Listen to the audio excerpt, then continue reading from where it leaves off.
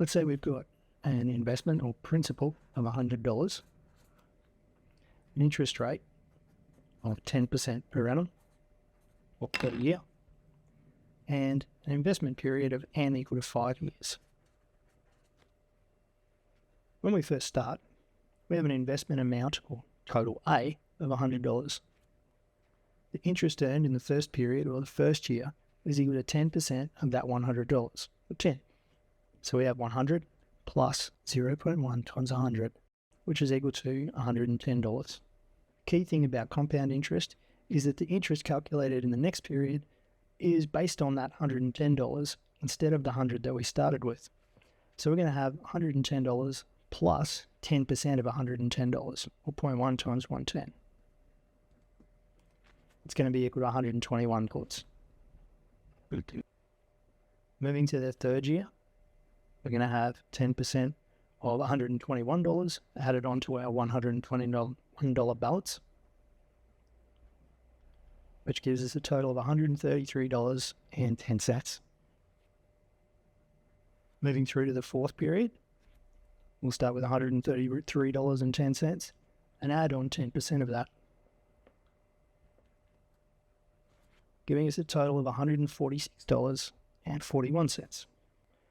Following the same pattern and moving to the final period, n equals 5, we'll have $146.41 plus 10%, or 0.1 of $146.41, giving us a final total of $161.05.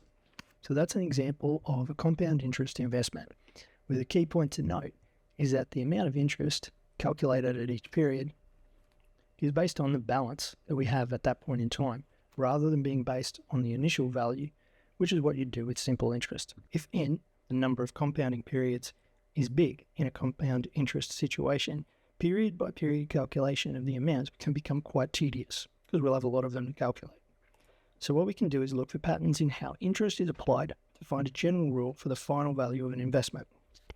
Let's just say we're looking at a situation where we have some initial investment P, an interest rate I, and a number of compounding periods N.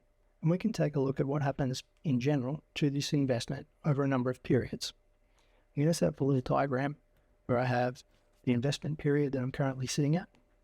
So the starting point, after 1, 2, 3, and then some general number N of investment periods. I'm also going to be interested in what the total amount is after those periods are completed. So when we first start, at n equals 0, the amount we've got is just the principal that's being invested.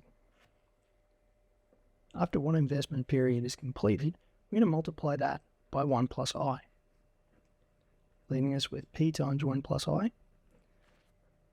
And that's because we're going to have the P that we started with and P times I, the interest calculated over that period. Or if you factor the P out, P times 1 plus I. This same multiplication by 1 plus I occurs in each investment period. But the amount that it's multiplied by is given by not the initial value of P, but the amount that we've got after that investment period.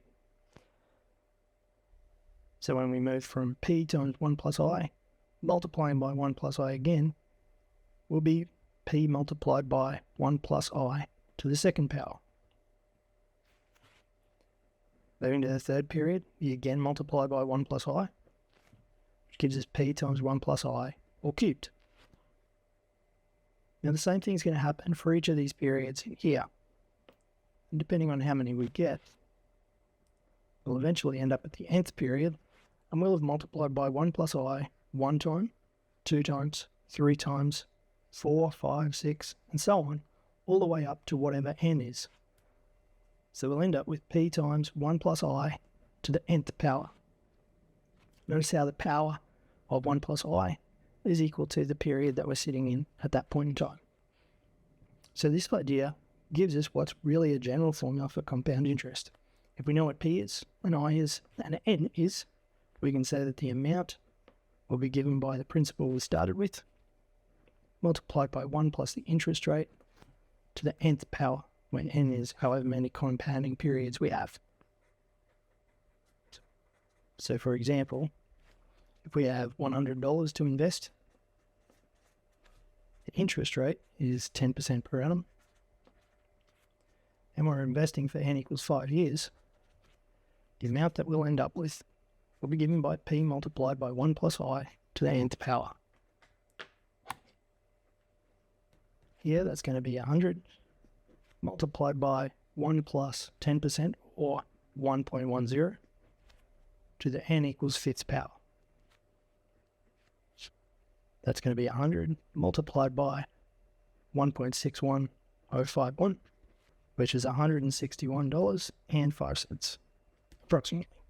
The compound interest formula can be used to tell us what the initial investment or initial principal could be in order to end up with a certain final value given a number of compounding periods and a certain interest rate. If we want to isolate p in the formula, we need to divide both sides by whatever else is on that right-hand side. In other words, 1 plus I to the n.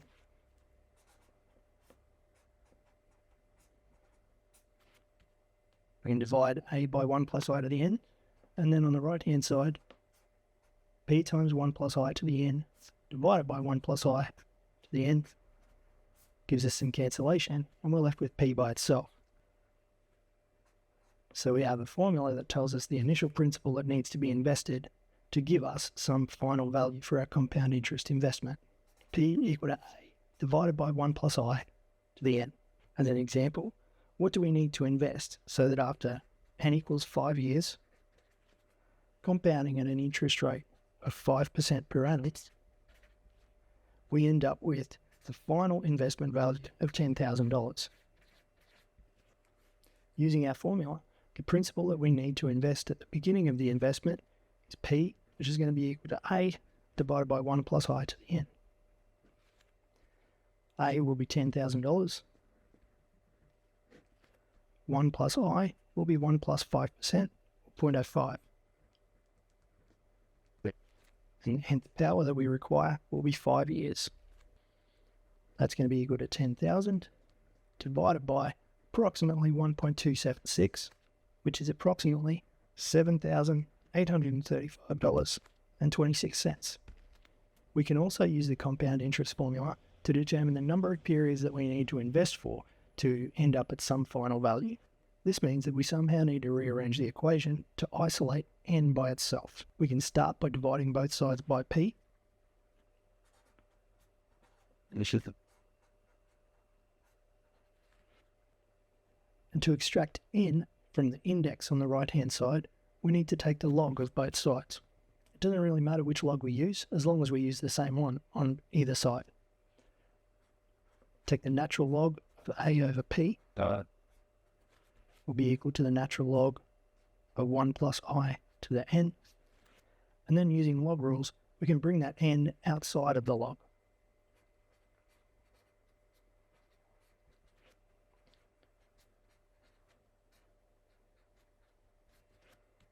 Finally, we need to divide both sides by the natural log of 1 plus I, leaving us with n equal to the natural log of a on p divided by the natural log of 1 plus I. Say we have $1,000 to invest. A bank is offering an interest rate, I, equal to 5% per annum.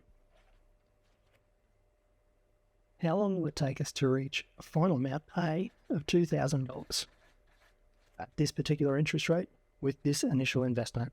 To find how long it will take to reach $2,000, we're going to be trying to find n. So we'll use our n formula. N is equal to the natural log of A over P, or 2,000 over 1,000,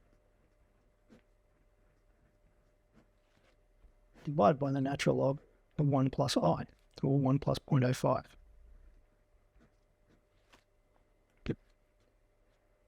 That is the natural log of 2, because 2,000 over 1,000 is 2, divided by the natural log of 1.05, 1 plus 0.05.